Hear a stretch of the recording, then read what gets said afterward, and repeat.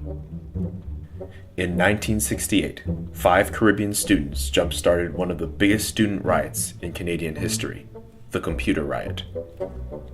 In what was then Sir George Williams University, computers were smashed, resulting in over $2 million in damages. Students were rounded up and arrested.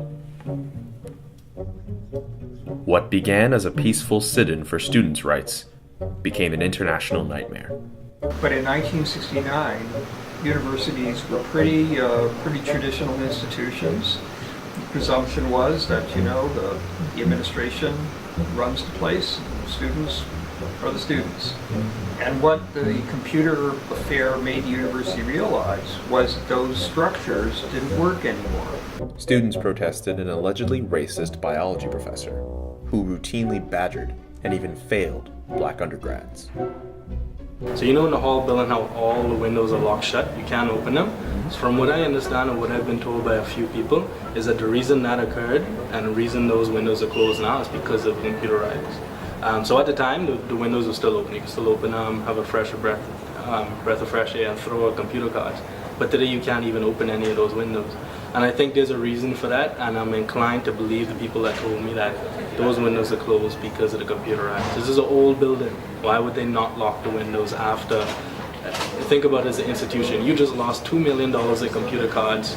You just had a huge riot. You don't want something like that to happen again, because the students could well do that again if you discriminate or impede their progress in any way. They could do the same thing again. 45 years later, Concordia University still hasn't acknowledged the event, despite the fact that student representation and an ombuds office were later instituted, giving in to the protesters' demands. QPRIG is a resource center for student and community research. Those students, mainly Black and Caribbean students and their allies, did so much in terms of progressing struggles against discrimination and against racism that those of us who are people of color today just take for granted.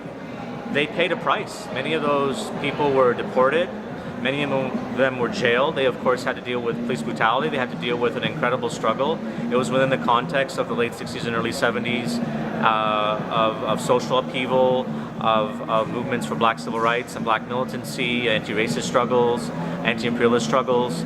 So those are important things to draw from.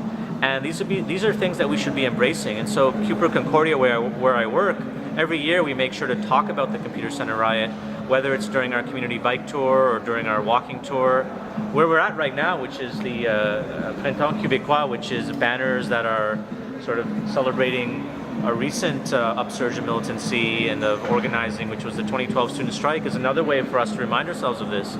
Unlike Concordia University, the Concordia Student Union have commemorated the historic event and will do so again this year.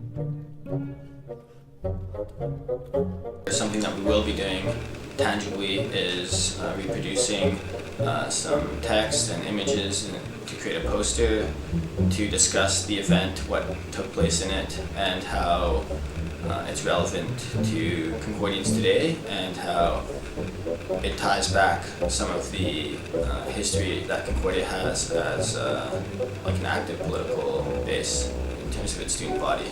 But what would Concordia gain from this? We always gain by talking about previous events, however difficult they may be.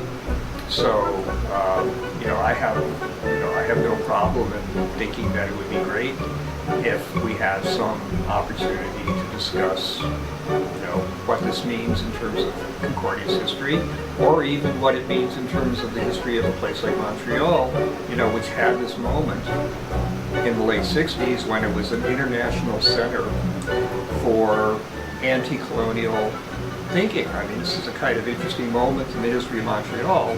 It's not just an interesting moment in the history of Concordia.